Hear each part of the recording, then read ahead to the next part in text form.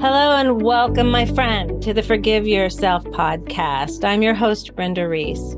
And today's guest is someone whose story exemplifies the power of courage, resilience, and forgiveness. Madeleine Black was only 13 years old when her life took a tragic turn. But instead of letting that traumatic event define her, she chose to find her voice and use it to inspire others.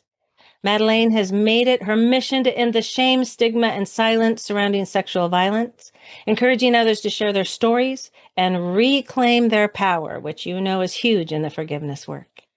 She's spoken on stages, written a powerful book called Unbroken, and has been featured on both TV and radio, all while reminding us that it's not what happens to us, but we choose to respond.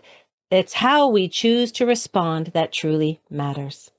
Today, we're diving into her journey of forgiveness, how she found the strength to forgive the men who attacked her, and what she's learned about the transformative power of choosing courage over fear. Welcome, Madeleine, to the Forgive Yourself. Lovely to be here with you, Brenda. Thanks for having me on. Oh my gosh, your story is powerful. And I know you've shared it so many times and written a beautiful account of it. And I love your message of it's not what happened to you. And I'm sure that took a little while for you, right? To be able to get to, because that's kind of the audience. It's like sometimes they're stuck in what happened to them. And can you give us a little bit of some courage and hope, I guess, in how your journey of how you came to that? Yeah, I think, if anyone, whatever kind of trauma you've experienced, you have to work through the trauma. I can sit here and speak calmly about what took place all those years ago, but it has been many, many decades of literally peeling back the layers of trauma and just peeling them back. And I never really ever intended to forgive them to start with. I always call myself, I guess, an accidental forgiver. The idea kind of just came to me one day, really for myself, not really for them. And because I was just filled with hate and revenge and bitterness. And I saw that actually holding on to all of that was like me drinking poison, expecting them to be sick. It really was just really affecting me, my husband, the kids that I nearly didn't have because I very nearly made the decision not to become a mum, because in my head, everything scared me in those days. Fear. Yeah. She was my best friend. We walked very closely together, hand by hand, along with shame and guilt, but fear was my main friend. And she lied to me that giving birth would be like being raped again. So I just kind of approached everything that scared me by avoiding things. But I had a moment, I don't know how it happened, but I had this massive mind shift one day, and I just thought, if I never become a mum, then they've won.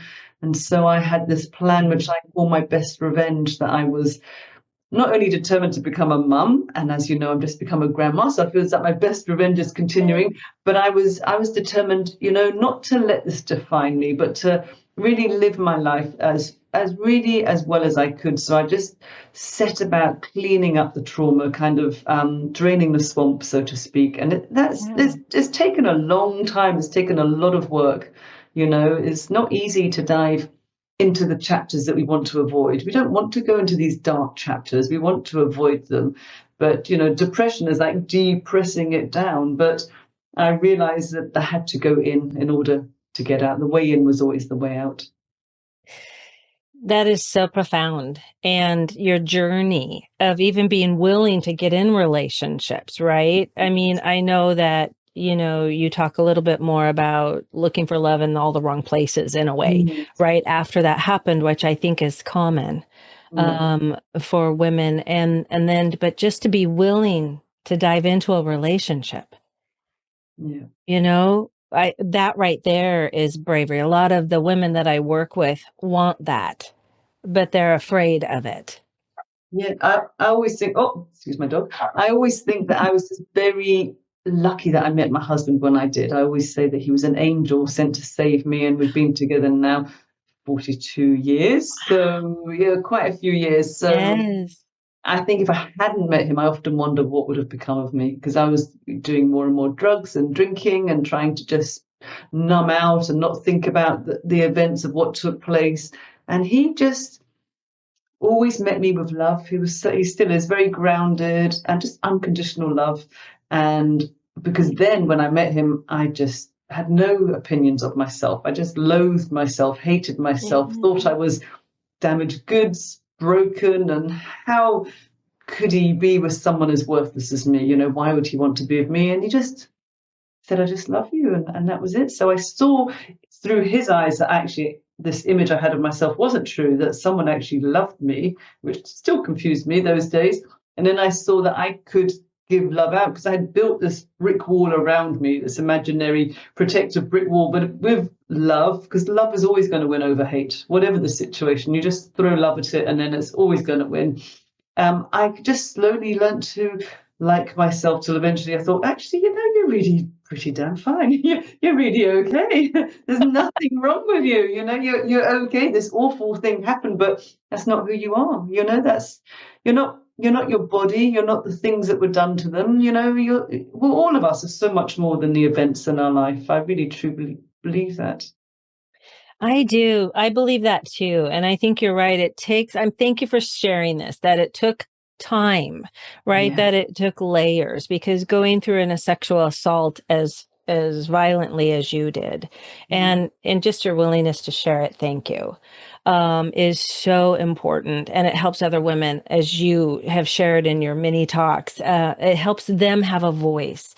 I love that you have a clip, I think it is on your website, about that. The first time you heard somebody share their story, you're like, oh, and you saw how it affected other people, how you're like, oh, maybe mine can too. Yeah. And that's powerful for women to hear. Yeah. The power of sharing stories. So I first shared my story with the Forgiveness Project in London, the London-based organization. And Marina, who runs it, she doesn't call us storytellers, she calls us story healers. And I've just always loved that word because there's so much power that comes. I'm just really standing on the shoulder of the women that came before me. It was me listening to someone bravely sharing their story that gave me the courage, because courage really is contagious. We can mirror what we see in someone else. We can see someone standing on the stage and think, well, if she could do that, maybe I could do that. I mean, I'm not telling everyone to go and stand on the stage, but maybe you could find your voice and maybe you could tell someone, because I think when we don't find our voice or speak out, we hold ourselves back in so many ways. It occupied so much space inside of me before I actually gave it oxygen, before I put it out there. I had to really find a way to shift it or dilute the power it had on me, because it had such a hold. And literally speaking it, saying the words rape, I could never even say the word. It changed so much. Well, and you were so young, and that, especially at being 13, right, is such formative years, right? And being able to, that must have been just, that changed everything for you, I would imagine. And so overcoming that, Yes. luckily, I believe you had your parents' support, and which is really valuable. Now, did you seek therapy at that time? Well, I didn't tell my parents for about 3 years because one of them was very violent, and he threatened me at the very end with a knife, and he said that if I spoke about it, they would find me and they would kill me. And he had already used the knife on me, had already stabbed me. So I believed him, and so it took me a long time. But in those 3 years, what we don't speak about, it's got to come out of your body some way. So we act it out. So I became very promiscuous. I had depression. I developed an eating disorder. As I said, I used drugs and alcohol, fears, phobias, anxieties. I attempted suicide. I was in a psychiatric ward for about 6 months, and they still didn't know what had happened. Even, when I wrote my book, I asked my hospital notes because someone said you can do that. And I thought, oh, that'd be good. It wasn't really easy to read, I have to be honest. It was quite difficult because nowhere in there did they see that I'd had some awful trauma. They just put me down as a troubled adolescent with anorexia. That's all they had. And my mum was unwell at the time, so they maybe put 2 and 2 together and made 5. She's struggling because her mum's bedridden and this, that, and the other. But yeah, they never really got to no one ever really asked me the right questions in there. They just focused on what you're doing, your behavior, rather than just saying, what happened to you? There's a reason why she's behaving like this, turned into Yeah. someone overnight who couldn't speak, I couldn't eat, and I just hated my existence. So yeah, I didn't have therapy willingly straight away. It was group therapy or under the psychiatric care. And my therapy really started many, many years later when I decided to become a mum. So after I got married, I went for therapy again, obviously, yes, I'm a grandma now. I managed to get past that. And then Yeah. again, I went back for therapy when my eldest daughter turned 13. When Anna turned 13, it was as if I was cracked open and all of these pictures and memories and images just came at me like a truck. They just came flooding in, all these flashbacks and nightmares. And yeah, that's when I went back for about 3 years more of therapy. That was the last time. Wow. And then you became a therapist yourself. Yeah, well, it was actually while I was training as a psychotherapist when Anna was 13. So, I guess we were doing tons of personal development. The work that we were doing was experiential. And yeah, it's always going to come back. We think, I tried to convince myself like I was a swan. I was all elegant and in control up above, but underneath, paddling like crazy just to keep up with the image that I'm okay. I've done with that. So that's all finished. So I think, it comes back for a bit, then you work it for a bit and it's okay. Then it comes back again and you work it for a bit. And it just kept doing that until eventually it really came back and I couldn't run from it anymore. That's when I realized, if I don't really dive in to what this is doing to dilute its hold over me, I'm just going to do this pattern all the time. So I went for it because I just didn't want to have that weather with me all the time. I thought I'm never going to get rid of it if I don't really work through it. Well, yeah, that must have been kind of shocking to have your daughter reach the same age. Yeah, and now it's And obvious, really, isn't it?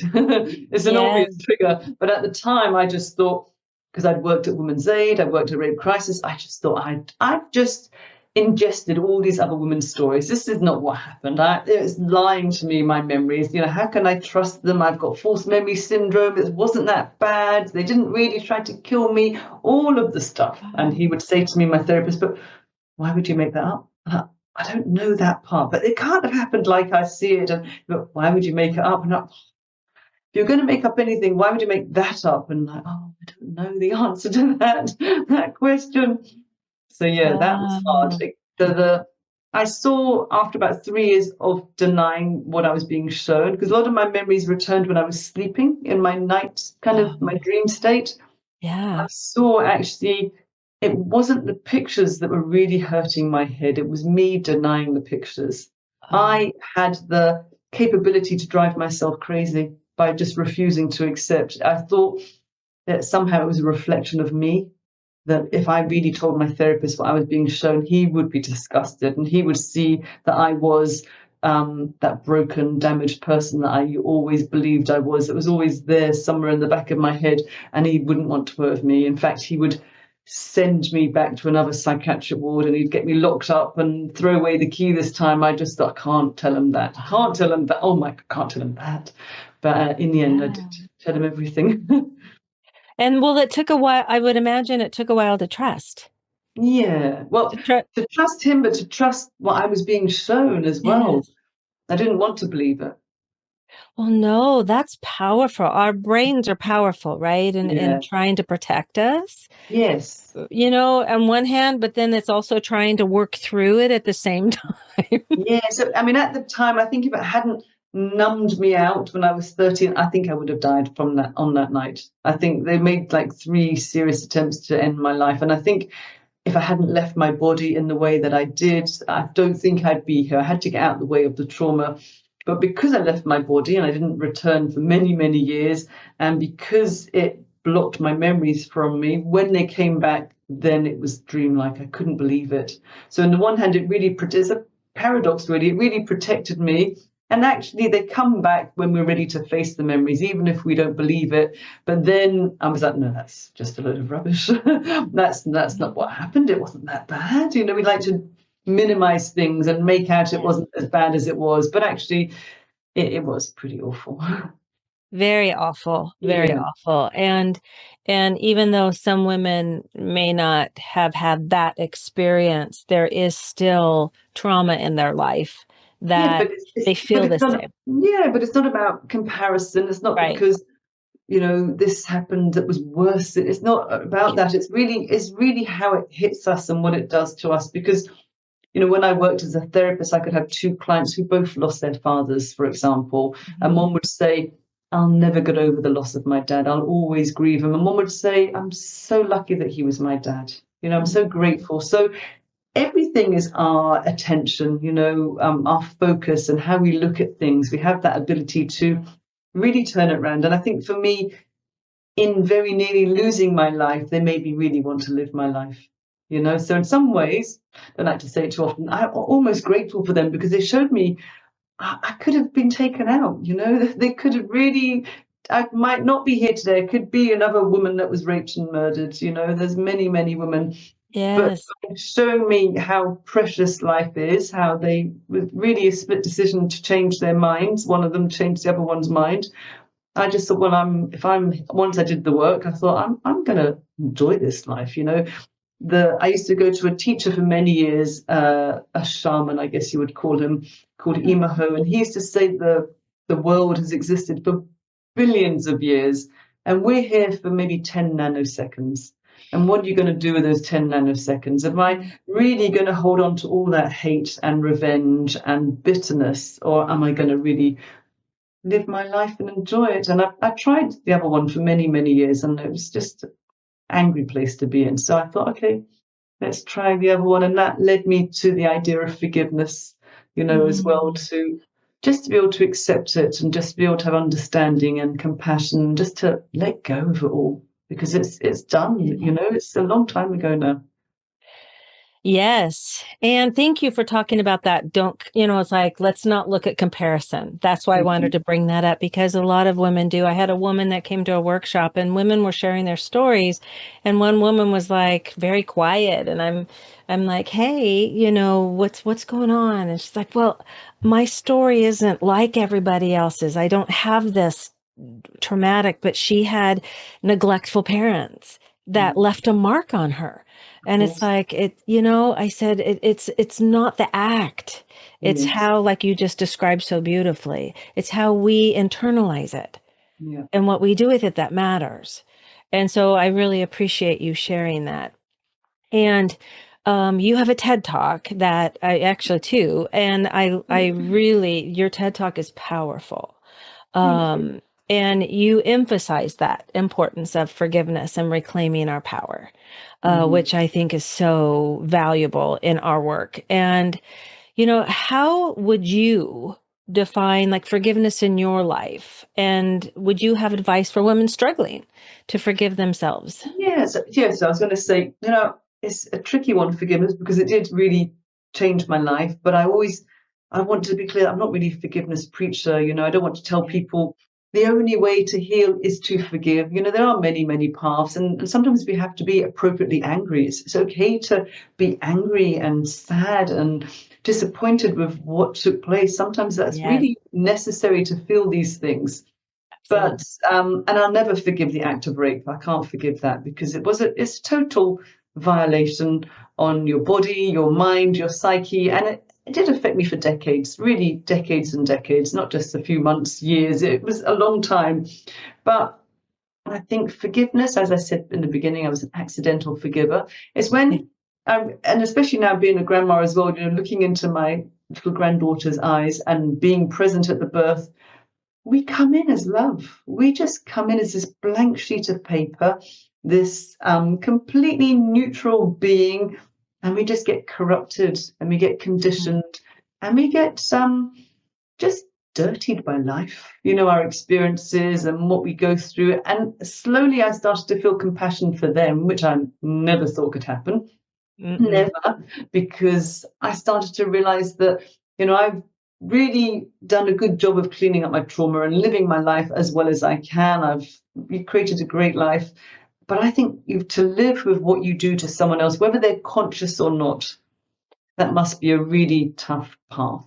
But I guess initially the forgiveness was always for me, because it wasn't down to any clothes that I wore or alcohol I drank or lying to my parents about where we were staying. It came down to the fact that I was just a naive 13-year-old girl that went on a night out that went horribly wrong. And it also came down to the fact that wrong place, wrong time. It wasn't personal to me. These two young men chose to rape me and nothing else. It was never, ever my fault.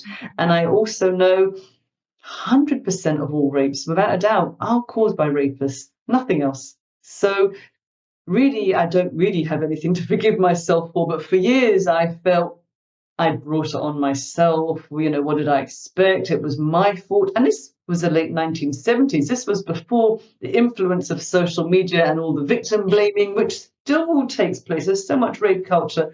Even today, we're seeing the latest trial of Diddy, Sean Combs, like the awful things, the sex trafficking, the domestic violence, the way that women are treated and drugged and raped and for the pleasure of men. And I'm just grateful there wasn't social media in those days, that it wasn't filmed and sent about in a WhatsApp chat or whatever. But yeah, so I had to forgive myself, I think, initially. And then I realized that I didn't need them to tell me that they were sorry. I could make that decision quietly in my heart, that I didn't need them to beg and say that they were sorry or to have regret. I could just, it was really like, I guess, the final act of my healing. It was an act really, I think, of compassion for me and self-love, because I just thought, well, I deserve peace now from all of this, I'm not going to hang on to this forever. I need peace from it. So forgiveness allowed me to understand what took place, to acknowledge all of the facts, because as I said, I realized I wasn't my body, I wasn't what they did to me. And it really allowed me just to let it all go, just to leave it in the past, which is where it belongs. That's powerful. Yeah.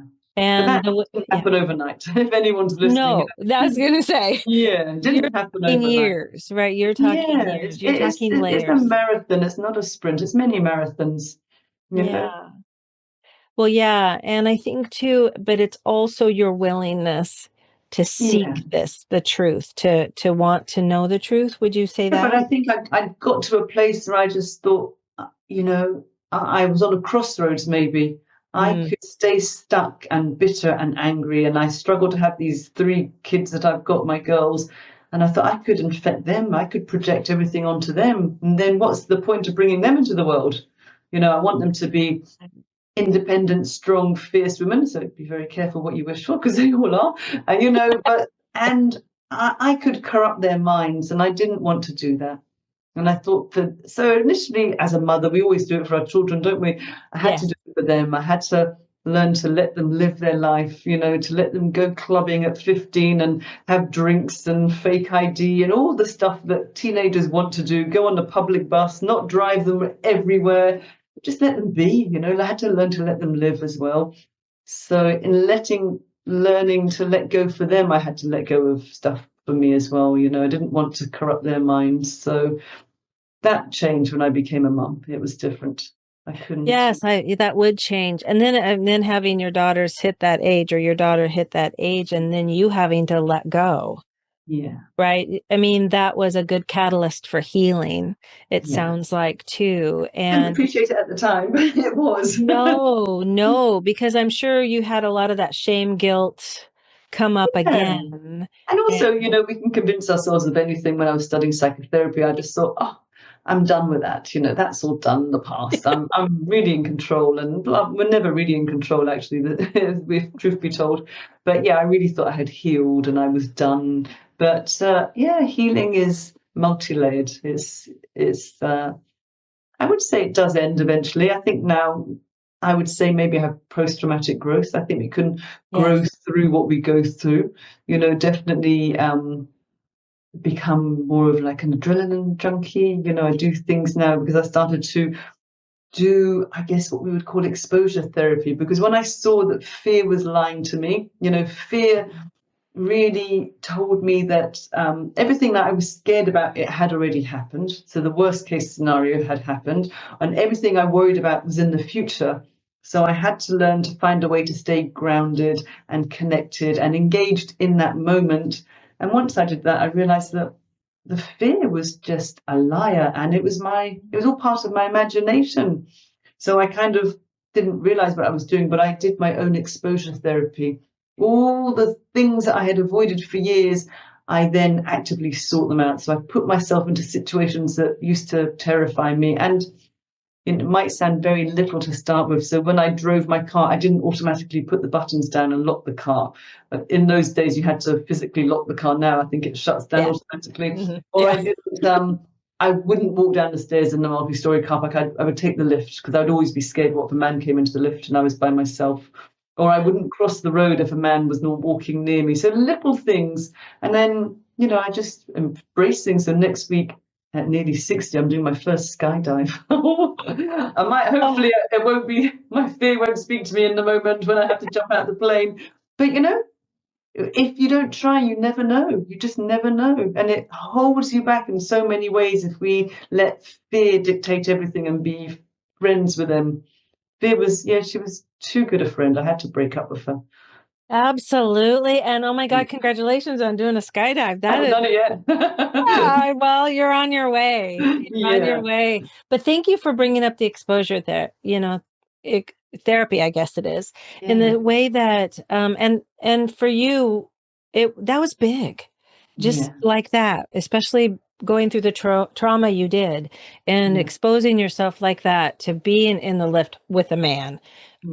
is huge. And thank you for sharing those, starting with the smaller steps and building up the baby steps. And did you make a list of all your fears? I didn't actually, but I didn't even realize I was doing exposure therapy at the time. And also for me, what I wanted, you have to be careful as well. I wanted my memories to return and I wanted to feel more in my body. So the more I got into my body, then obviously my memories returned. And when they returned, I didn't want to believe them. So it was this real situation. So things like at 41, I went to my first karate class, and I still go now, nearly 20 years later. So then it's still very much like it is now, just a sea of black belts, and they were all men. Really, I may be one of about 3 women in my club. There's 2 clubs I go to, same club, 2 different venues. Hardly any women. Things like that I used to do. Or I'd go to the gym, and I still lift weights now.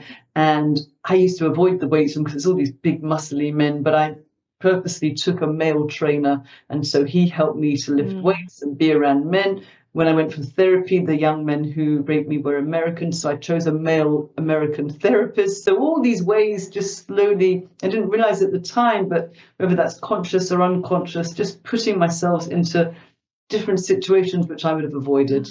I always would have had like a female optician, because I used to think when they, in the dark, when the lights went out, they were going to attack me when they got really close, or a female dentist. It used to freak me out, the closeness of someone right on top of me, and little things like that, just that everyday stuff just was always scared me. That we don't even realize until you go through something like that. Avoided going to get, my annual, or every 3 years you have to go see the gynecologist. I wouldn't go because it just terrified me. Even if it was a female nurse, I just avoided going. So, and I thought, come on, you could get cervical cancer and then you would never know. You've got to go and have your smear. You've got to go and be tested. So things that I just put off and avoided for years, I just found and so now it just doesn't bother me. You just breathe and you're all fine. You can survive anything, really. That's beautiful. That is profound resilience. It really is.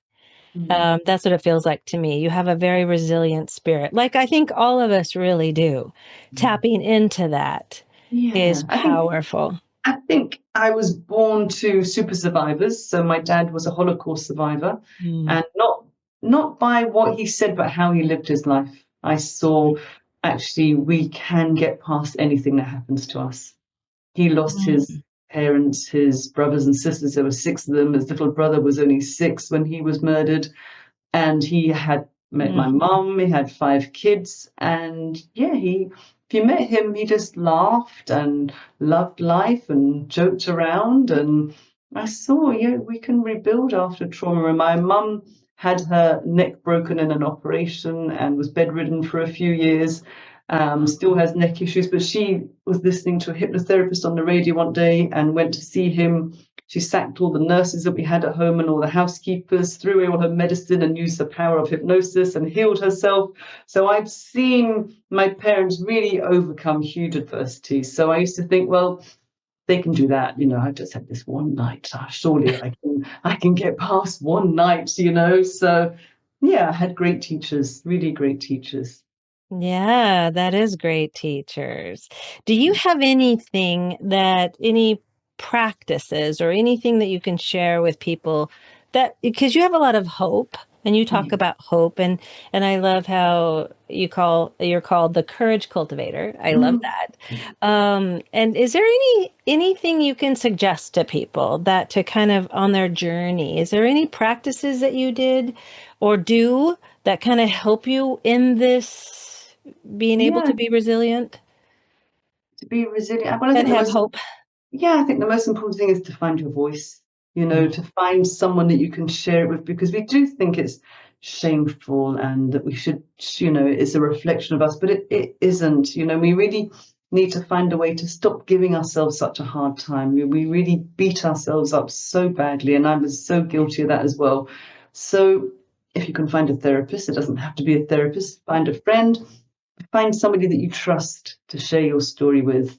And if you can't, find someone, write your story down and read it to yourself, whisper it to yourself, and stop denying it, stop minimizing it, stop undermining it. What took place did take place. And you have to find a way to neutralize the energy or the power that it has over you. And everyone will find their own way. It's about finding your way. For me, it was a lot of talking therapy, therapeutic body work, alternative stuff, plant medicine, working with a shaman for years, getting into my body, using different sports, so many different approaches. You have to find your way, but there will be a way. When I ran my own podcast show, I spoke to a fabulous Australian woman called Donna who survived jumping off a bridge. She was suicidal. And she said that the word hope stands for hold on, pain ends. Oh, I just thought that was really very poignant, because it's really hard when you're stuck to imagine when you're listening to someone like me. And I know, because I'd listened to someone like me before, when I was stuck, well, it's okay for her, but I'll never get to that place. I could never imagine doing that. And that's okay if you can't imagine it. But I think I just learned to add the word at the end of the sentence, yet. I'm not there yet. I can't imagine that yet. Maybe you do just add that little word rather than write everything definitely, write it in ink, write it in pencil. So it's not a definite, solid thing that we tell ourselves. It's just really hard to imagine getting there yet, just made a difference, just to soften up on ourselves, I think. I think that's it. And I love you. You've talked about throughout our time here the compassion, self-compassion, because it's hard to get to self-love without the self-compassion. And even being kind to ourselves first. That's what it sounds like you were, just a little bit kinder to yourself. Yeah. Just a little bit more and a little bit more. Yeah, but it's so easy for us to do it for other people, isn't it?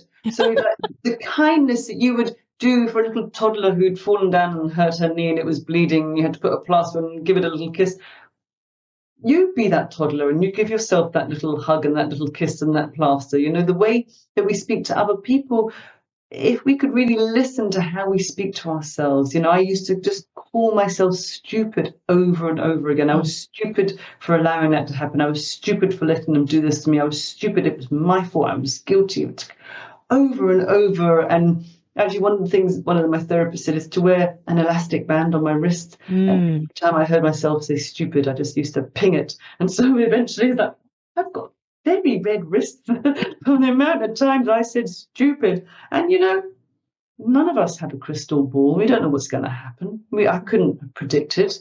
I came from a nice middle-class family, had great parents, Yes, my mum was unwell and my dad had his own history, but it was a good family life. I could never have predicted that was going to happen to me, So we need to just learn to be kinder to ourselves and really pay attention to what we say to ourselves. You wouldn't speak to anyone else the way that you speak to yourself when we're really in a negative mindset. If we could just really pay attention, because everything is about where you put your attention.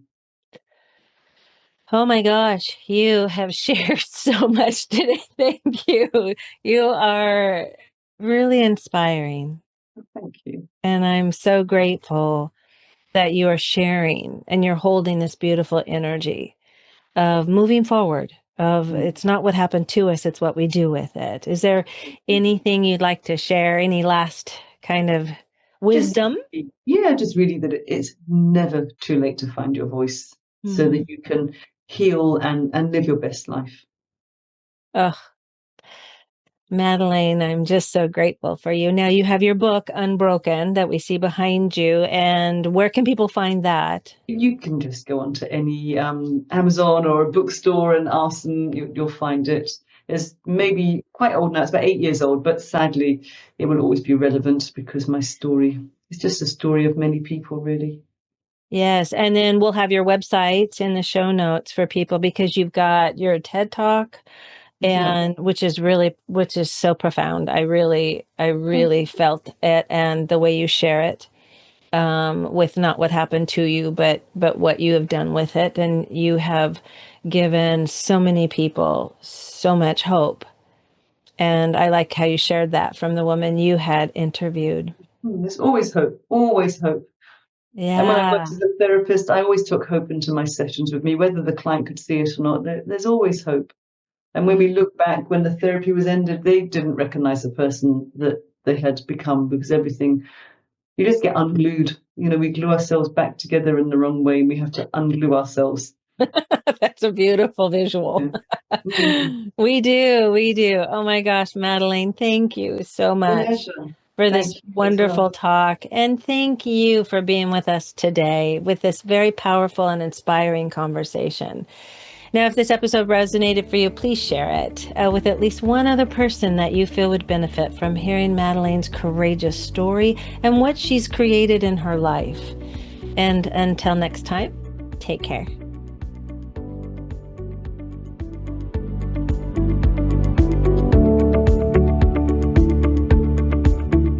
Thank you so much for listening today. I hope you enjoyed this episode. If you did enjoy it, would you do me a favor and share this episode and then follow us on your favorite podcast app so you don't miss one episode of the Forgive Yourself podcast, where every Friday you will get tips, tools, and stories so that you can turn your pain into peace. Take care.